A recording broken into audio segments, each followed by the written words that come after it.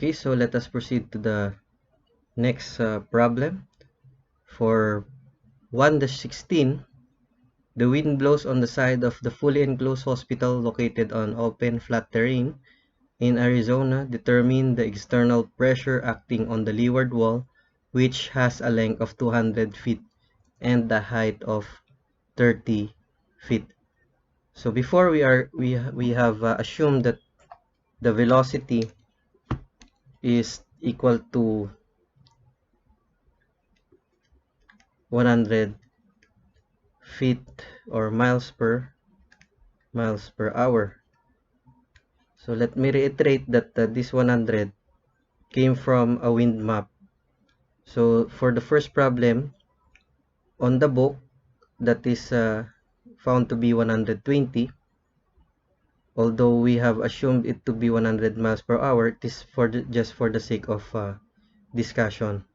Okay, so anyway, these values will just be given into the problem itself. So just for the sake of discussion, we have that V100 equivalent to 100 on this particular problem. But in the book, as I have said, that is 120 miles per hour. Anyway, what is our concern is more on the solution and the processes on the determination of the wind pressure calculation. So in this case, we have to calculate instead of the windward wall, we will have the leeward wall, or the other side of the building. Okay, so let us illustrate now the figure. See, the structure is fully enclosed hospital. It has a flat roof. It has a length of 200 feet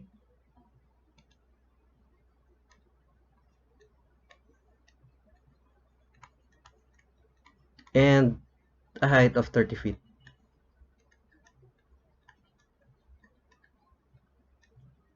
So as for the external pressure acting on the leeward wall, of course we are going to use this formula. The design wind pressure on the leeward wall, we have Q GCP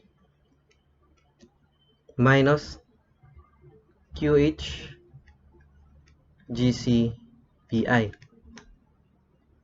So for a fully enclosed hospital, we know that GCPI, okay, so let us have the variables for GCPI, or the factor for a fully enclosed facility, that is plus or minus 0.18, and then CP here will be derived from the table by and by. The gas effect factor is 0.85 for a rigid structure. Okay, so let us move on to obtaining our QZ first before these other variables. Okay, so for QZ is equal to 0.00256 of KZT KD times V squared.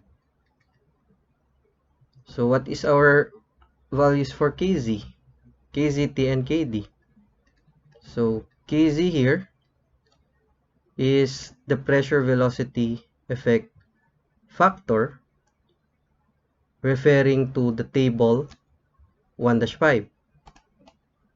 So referring to the table 1-5, we have here the table. We bring that down. Okay. So we will be having a various values for kz. Okay, various values for kz. However, noting that we have various values for kz before we compute, recalling our figure 1-12 for us our CP later on, as we can see here, we are solving Leeward Wall. Okay, Leeward Wall tayo ngayon. And as we can see, we need to determine the value of L all over B, or the length versus the width, the ratio, and then come up with the value of CP. And by this, it is noted further that this CP should be used with QH. Okay, that values should be used with QH. So what does it mean? It simply means that QH is a fixed, right? QH is a fixed factor wherein the QZ is determined out of the mean height, di ba? Kung ito, yung QZ, pabago-bago yan kasi nga different values of Z. Pwedeng yung first 15, right? First 15 feet, susunod is 20, 25 feet, etc. Okay, 0 to 15 yan, di ba? Itong QH naman, ito, ano lang yan, mean height. Okay? So, meaning, it is useless na ngayon na mag-compute tayo ng QZ na iba-ibang KZ. Okay? Because, yun nga, sabi natin, yung pressure design, it involves what? QH. It is to be used with QH, ano? Yun yung importante. Dapat alam natin na kapag leeward na, instead of QZ, magiging QH na yan. Okay? So, magiging QH. Now, with regards to the solution now, ito, anong gagamitin nating KZ ngayon? Of course, the mean height already. Right? And that mean height is 30. Right? So that the Z value here is 30 and the corresponding KZ is 0.98. Okay? So we do not need to, again, we do not need to go over with these values kasi nga hindi kasali yung 30 dyan, no? We do not need to go over with these values kasi nga this GC or CP is to be used with QH, ano? Yung QH hindi nagbabago yan, or yung mean height na ang gagamitin mo sa QH. That is why the KZ for 30 here is 0.98. 0.98 na yan. Alright? So, kapag 0.98, ito nanggaling na yan sa KZ ng mean height natin. Kaya, imbes na QZ na yan, magiging QH yan. Kasi nga, mean height. Okay? And then, we have here 256. We have here 0.98. That is already fixed, no? Hindi na nagbabago yan. KZT. So KZT is the effect of the hills and escarpments. Again, this is a flat terrain. So if it is flat terrain, it is set to be 1 for KZT. And KD, we are just concerned with the wind load. So it is not combined with any other load. So we're gonna adopt 1. And then velocity, that is 100. And that is squared. Okay. So we have a value for QH that is equivalent to 25.09 PSF or pounds per square feet. So this is the MVP or mean velocity pressure. Okay, mean velocity pressure for that QH. So dito mawawala na sa eksena yung QZ kasi nga we are on leeward. We are on leeward. So moving on, going back to our pressure design pressure formula, here it is. Okay,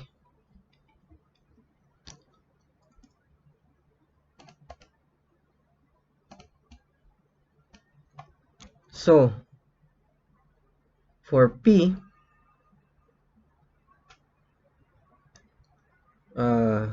we have already Q or the QH here. Gas effect factor is 0.85 for a rigid one. Now we are going to determine the pressure coefficient out of this figure. To.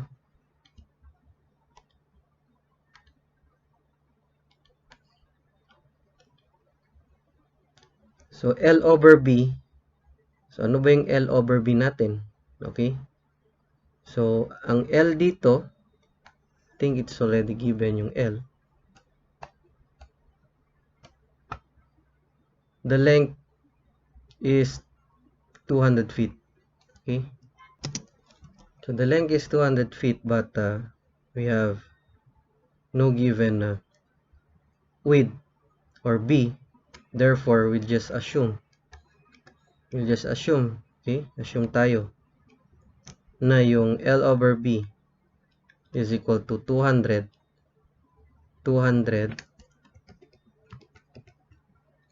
all over 200, or that is equal to 1. So ngayon, kapag 1 yan, nasan yung 1 dito sa figure? So for a leeward wall 0 to 1, we have a coefficient or wall pressure coefficient CP of negative 0.5. Okay, so negative 0.5. So CP here, CP is negative 0.5. So proceeding to the leeward pressure on the wall, we just have to follow that and then substitute now our values. QH is 25.09. Okay. G is 0.85. And CP is negative 0.5. Okay. And then on this portion, we must have to write plus or minus because GCPI is plus or minus. It will follow that we have a plus minus sign here. Now QH is just the same, 25.09 times GCPI, that is 0.18. So nilagay ko na dito yung plus or minus 0.18. So we're now to compute for the values. So we have here a negative 10.66 for the first term, and this remains to be 4.51. That is why both of the answers, we have the lower limit will be in terms of negative, and for the upper limit it is also in terms of a suction pressure, that is negative 15.17 PSF. So again, for the leeward wall, we do not need to have a different values for QZ or presenting a solution for different values of Z as KZ. Okay, that is why the pressure at the leeward portion is just a single. If this is the structure, kung dito sa windward wall mo pa ganyan, dito sa kabila pa ganon. Okay, suction siya. Isang value lang. Okay, 15.17 at merong 6.14. So another frame na 6.14. Bali, if you are going to illustrate this wind loads, hiwalay yung upper limit tsaka lower limit. So we have here negative 6.14 at yung isa negative 15.17 for the wall pressure on the leeward side. Okay, so moving on to the next problem, we have a closed storage building located on a flat terrain in central Ohio. If the side wall of the building is 20 feet high, determine the external wind pressure acting on the windward and leeward walls. Each wall is 60 feet long. Assume the roof is essentially flat. So as we can see, kahit ganyan yung design niyan, negligible yung pagka-slope niya. Okay, so essentially flat yung assumption natin. So there will be no additional height to be added on the mean height of 20 feet. So this time we will act on windward and leeward walls. So basically, we should have here a velocity. So on the statement of the problem, it does not contain any velocity. That is why a while ago we have assumed a velocity, because on the book, that is a part of the solution of it. Bigla na lang merong velocity. Well, in fact, those values will be coming from the wind map. So in here, although wala dito sa problem, nasa solution, kapag Central Ohio, we have 105 miles per hour. Okay, don't worry class. In some problems, you're going to specify in the problem those velocities. Okay? Pati nasa board exam, siguro, hindi naman pwedeng hindi yan ibigay. Or perhaps they can provide you with a certain map. Okay. So, of course, the first step is to determine the MVP or the mean velocity pressure QZ.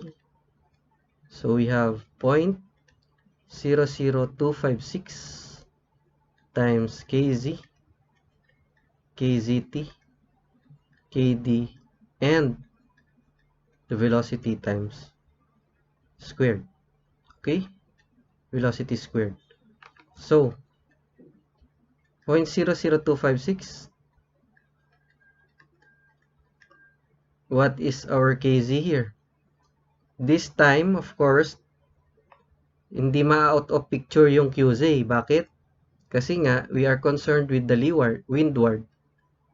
Saka lang ma-out of picture yung QZ kasi kay leeward, hindi niya pinapagamit yung QZ. QH instead lang. Instead, QH ang pinapagamit dito sa leeward. But sa windward, QZ pa rin ang pinapagamit. Kaya, sige, we will label this as for windward, so that we're gonna maintain this equation. Okay, so iwan natin yung KZ dito, no, kasi nagbabago yan. Okay, ano naman yung KZT natin dito, class? KZT, this is a factor effect of the escarpments and hills Again, this is a flat terrain. So, mahilig sila sa flat terrain. Kaya, 1 lang yan. At yung KD, 1 din yan because it is not combined with any other loading. Okay? So, this is 105. We're gonna square that one. So, QZ is 28.22 pounds per square foot. Okay? So, that is QZ. Sorry. Meron palang naiwan dyan. Kaya ang iniwan natin yung KZ. Yung KZ, meron pang value yan. So, in here, 20 feet high yung ating mean height. Again, wala na tayong additional height dyan kasi flat yan. Okay? So, we're going to look into the table involving a height or height ranges before 20. And we know that in table 1-5, ayan. Ito lang. Meron tayong 0 to 15, the first 15 feet, and then 20 na. Okay? So, we will tabulate that. So, yung Z natin dito, first 0 to 15 feet, susunod na yung mean height na 20 feet. So, with Z, there is a corresponding KZ. And KZ will be having a corresponding QZ. Okay? So, ano yung KZ ng 0 to 15? So, yan. 0.85. Right? 0.85 and 0.9 as well. 0.85 and this is 0.9. Okay. So, all of these values will be substituted in this equation. Kaya, meron niyang QZ per range of height. So, here are the values. So, KZ having 0.85 value will have corresponding 23.99 QZ. And for 0.9, we have 25.4 QZ. That is, to highlight this one, ito yun. Sorry. Itong value yan is actually the QH. Because this is already the mean height. Kapag mean height, QH yun. Kapag nagbabago, QZ yun. Okay? So next, we are now ready to have the pressure. So, dalawa yung magiging pressure natin dito. Yung pressure ng 0 to 15 at yung pressure ng mean height for the windward wall. Okay? So, what is the formula? Q GCP plus QH GCPI. Okay? So, we know that the G is 0.85 for rigid structures, and then GCPI for a totally enclosed structure is plus or minus 0.18. Check natin. Ayun, closed storage building. So, closed storage building siya, plus or minus 0.18. Okay, so ngayon, alamin natin what is the value of CP. Okay, so from the table or the figure, again, ano yung CP natin?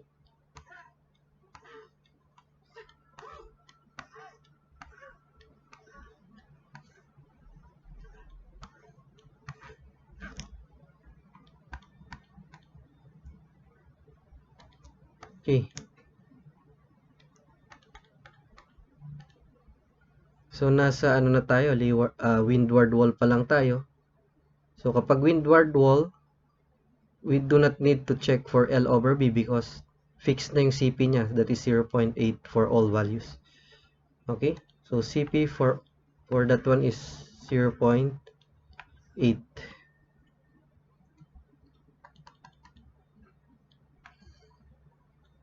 So let's go back to this.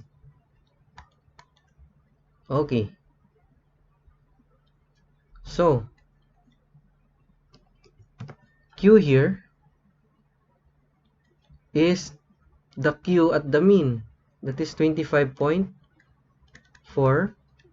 times gas effect factor 0.85 for a rigid structure. And then CP, fixed daw yan na 0.8. So, ilagay ko na dito yung plus minus kasi mamaya plus minus 0.18 yan. QH is 25.4, okay, times 0.85. Okay, so therefore, the pressure from 0 to 15 feet, that is equivalent to the first term plus or minus the second term. Sorry, so this should be 0.18.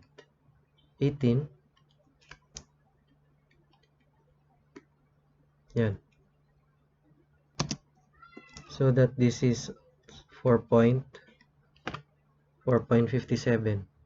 Okay. 4.57. Okay, so may we correct this again. We have copied here different instead of 23.99 because we are referring to 0 to 15 feet. So may we correct that one. 23.99 and then this is 25.4. Okay, so 25.4 times 0.18. So we have this correct value. 23.99 times 0.85 times 0.8. 23.99 times 0.85 times 0.8. That is 16.31. Okay. 16.31. So that plus 4.57, we have 20.88. Okay. 20.88 for that one. And this one, 16.31 minus 4.57, we have 11.74.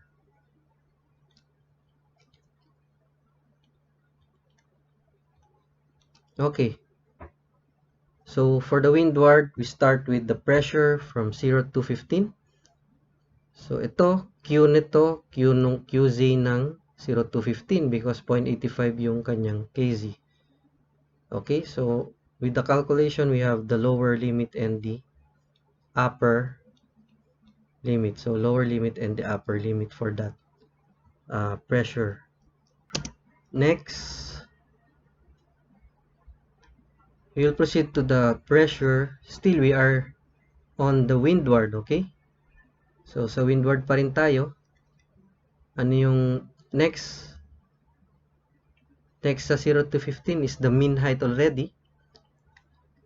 So, just the same formula, QG CP plus QH GC PI. Okay.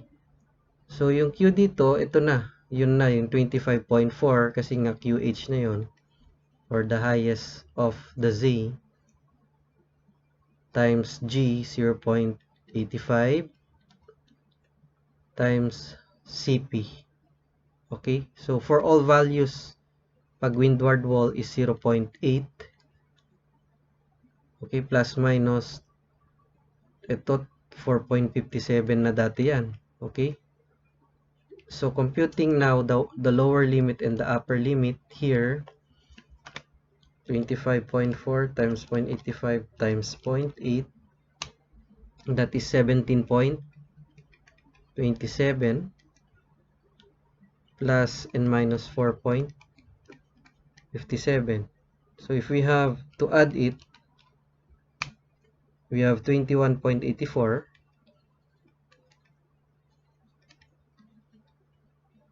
PSF as its upper limit, or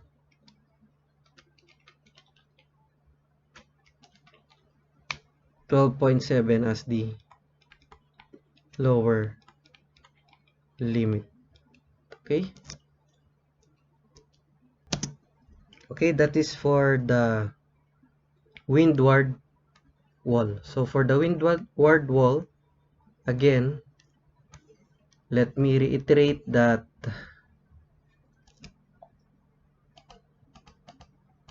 we're going to consider using using QZ for the windward wall. Kasi nga, nandito yan sa table. This one. Kapag windward wall, this is to be used by QZ. Ngayon, kapag QZ, there will be a ranges of height until the mean height. Okay, it depends. Kung ano man yung pinakamataas na mean height, it follows na yung pinakamalapit na mas mababa, yun yung kukumputin natin na nag-iibang value ng QZ.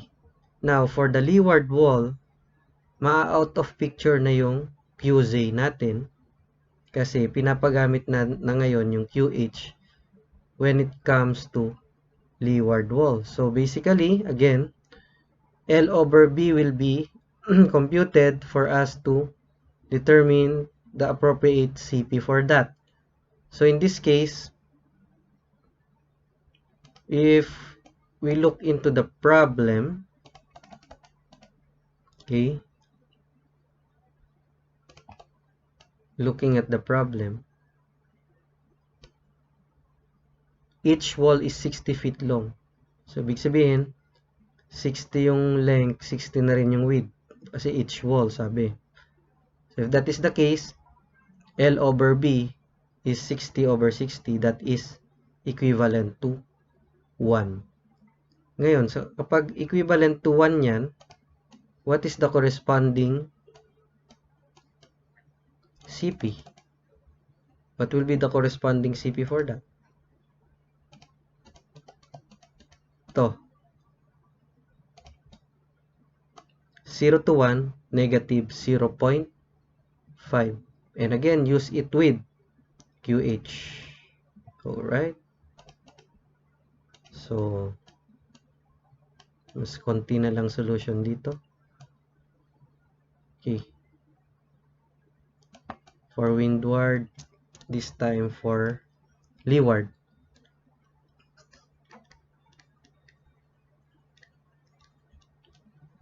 Okay, we have just said that L over B is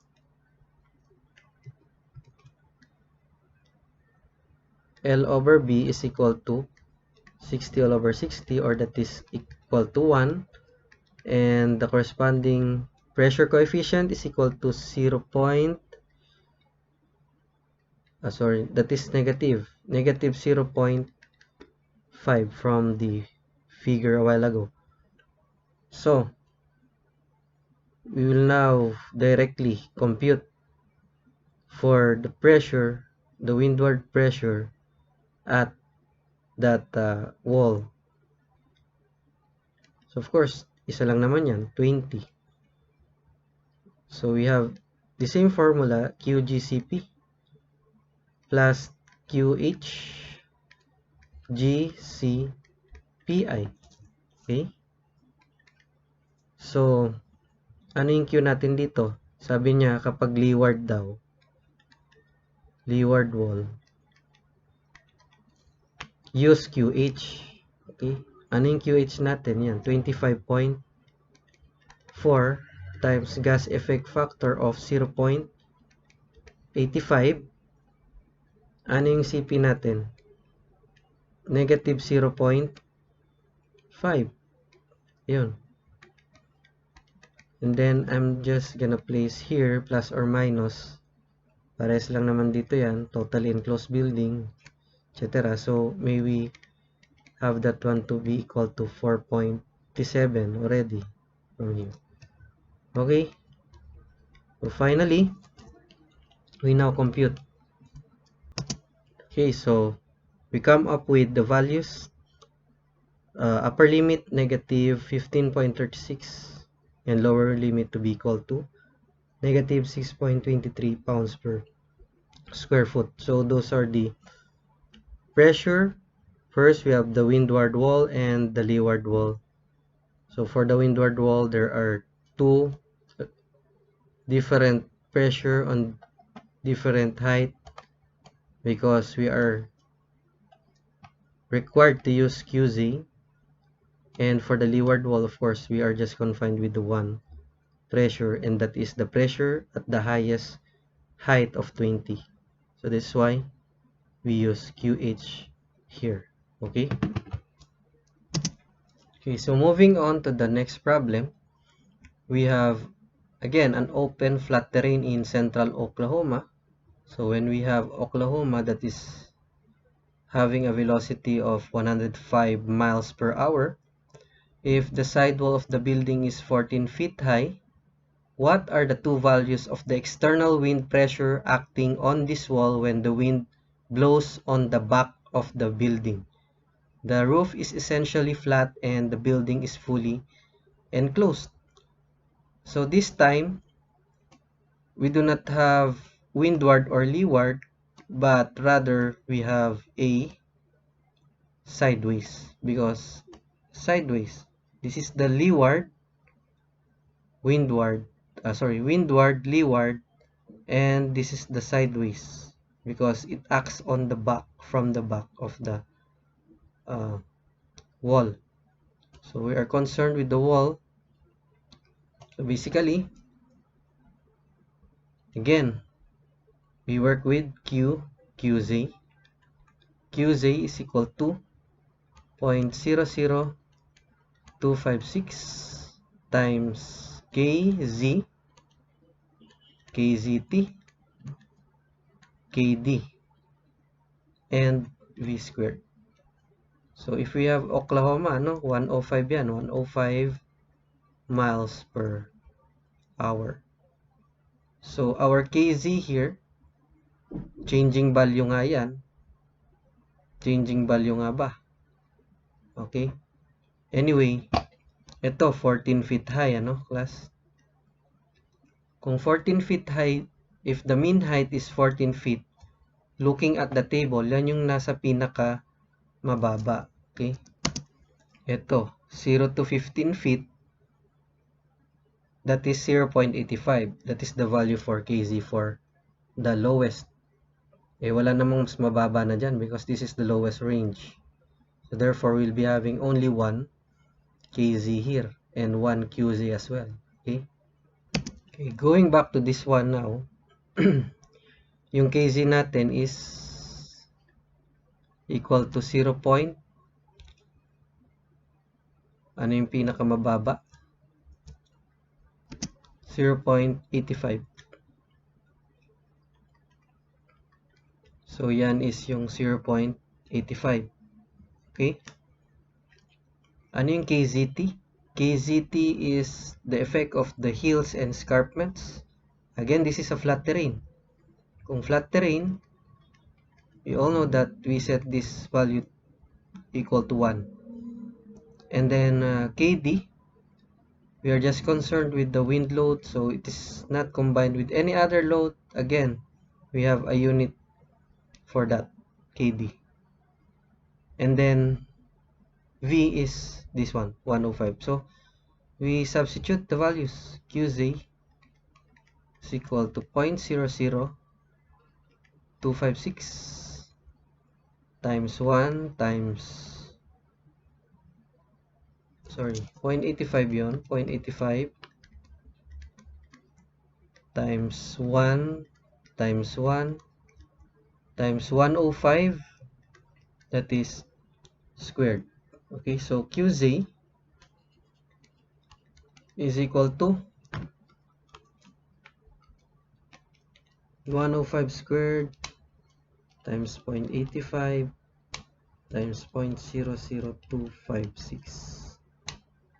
We have 23.99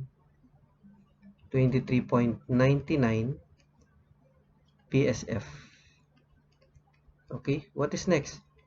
Next to Q is P, right? So P, the pressure at the side, is equal to GC P times Q, okay, minus Q GC PI. Okay, so we all know the gastiness factor as usual.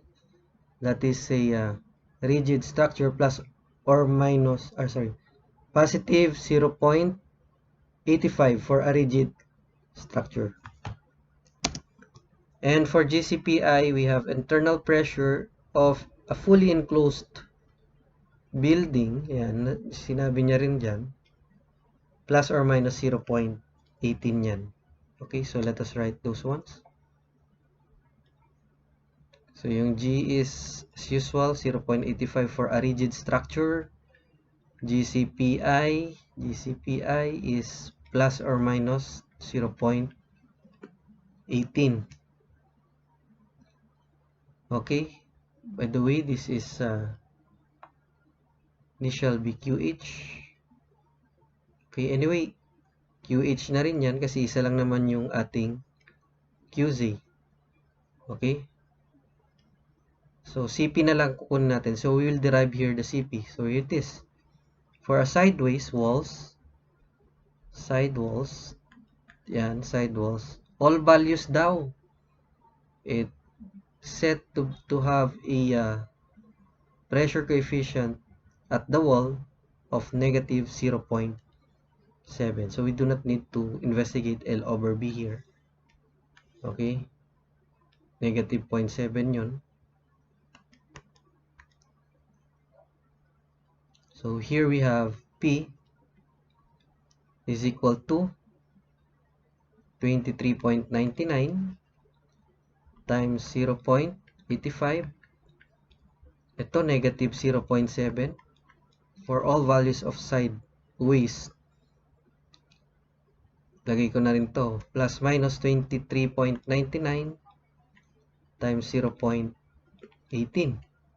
So calculating, we have yielded to these two values. Negative 18.59 PSF and 9.95 PSF for the lower limit of that wind load.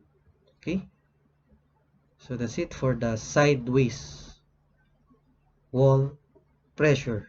Okay, moving on to the next problem. This time we have a signage. So of course the center of pressure will be coming from the surface of this signage, and actually we have introduced a formula for this. Okay, so looking at the presentation before, we have a formula for this. So we have the wind pressure of signages. So the sign wind pressure for signs, we have here the F is equal to QH times GCF times AS. What is QH?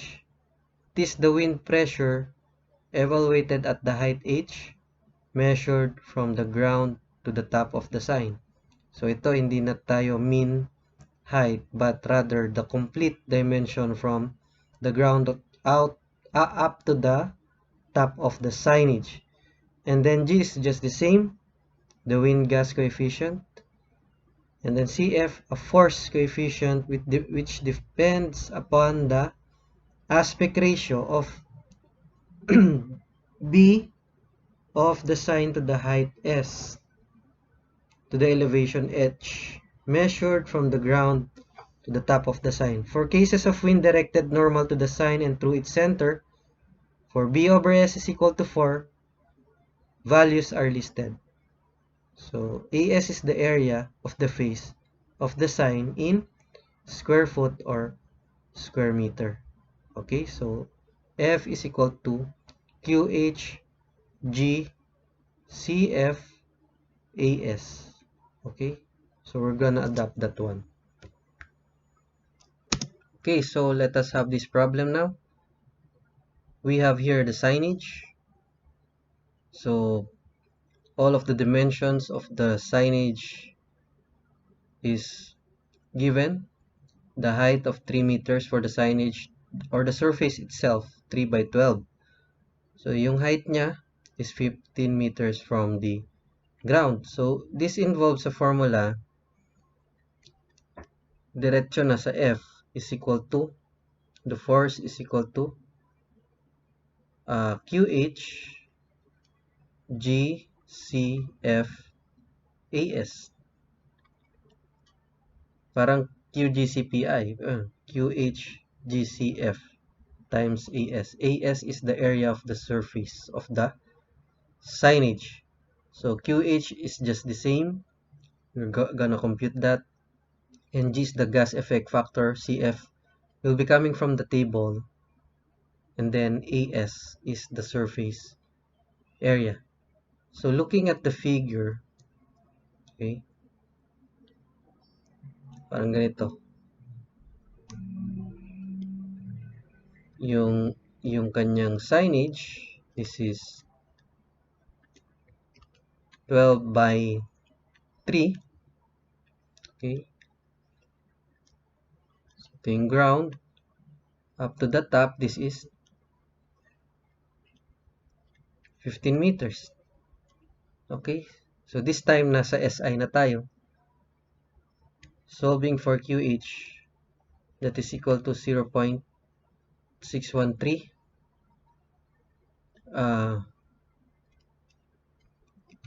kz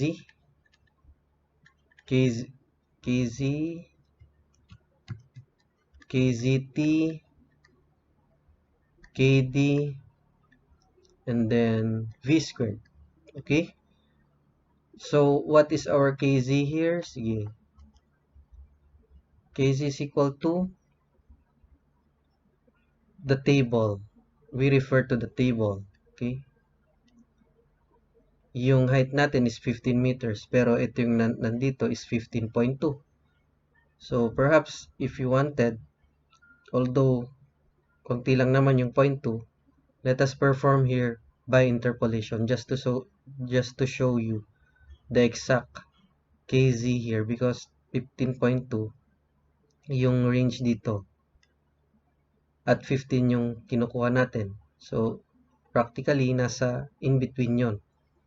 So what you do is to write the lower limit of the range. So this is the Z, this is the corresponding KZ. So for 12.2, meron tayong 1.04. Nawawala dito yung 15 meters. So we're gonna label that as, label that as 15. Diba? Eh, hindi natin alam yung KZ ng 15. So X. And then this is Z of 15.2. KZ of 1.09. So we're going to interpolate that. Pair mo lang yun. I-pair mo din yun. And then, i-pair mo yun, lower, upper, lower, upper. Okay? So, mid, lower, upper, lower, upper, lower. So, that, parang ganyan. Pares-pares. So, now, by ratio and proportion, we are going to have a subtraction. 15.2 minus 12.2 is to 1.09 minus 1.04. So this is equal to 15 minus 12.2. Alright? And then x minus 1.04. So we have come up with 1.086 to be exact. So kung titignan natin, napakalit lang naman, 1.086. Again, this could be rounded to 1.09. So just to show you na ganito yung process ng interpolation, you can apply at any table with missing values for certain factors. Okay, so 1.086 for our KZ. For that, KZT is 1 for a flat terrain, KD is 1 also. Okay, ito 1 na yan, 1 na rin yun, at ito 1.086.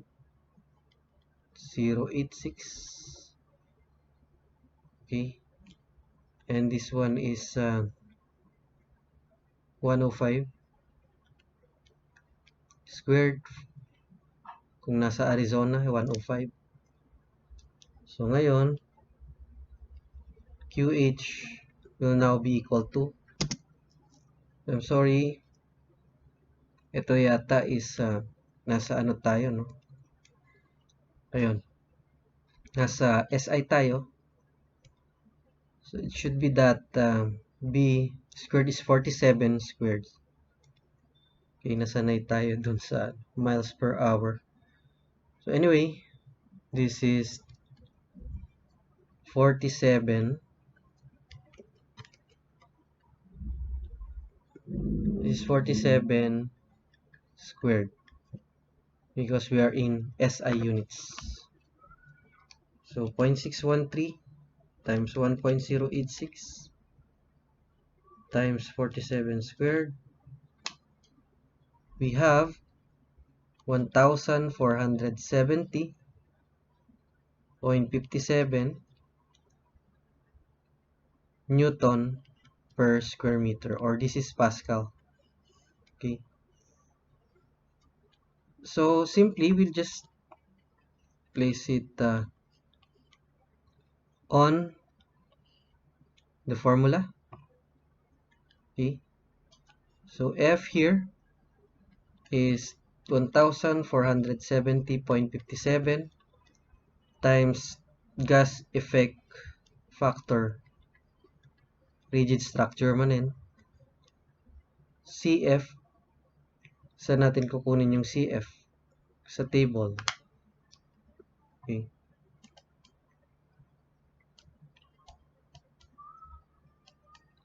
or here's the table. S over H. Ano nga ba yung S over H natin? Yung H natin kanina is 15 meters, right? Ano yung S? S is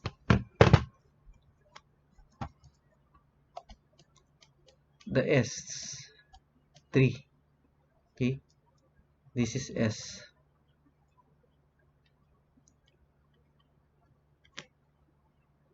Okay, so S here is equal to 3.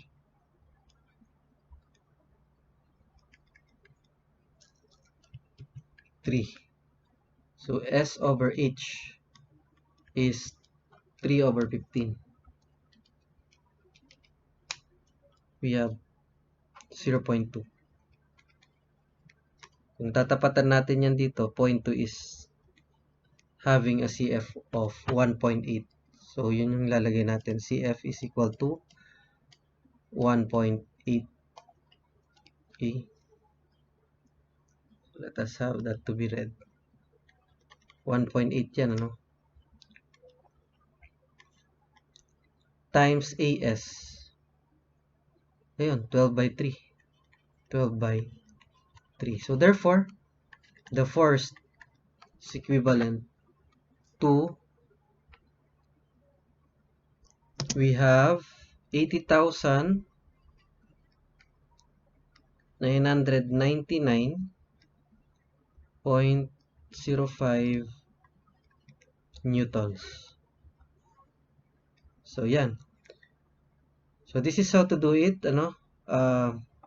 Parehas lang yung formula, but this time magiging ano na siya, pure force. It is not a pressure. So again, it's just a matter of looking at the tables and then looking at the variables, substitute the variables, and then follow the instruction by the code.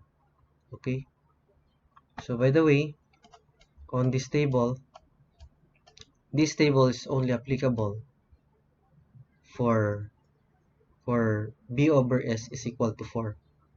Ano ba yung b over s?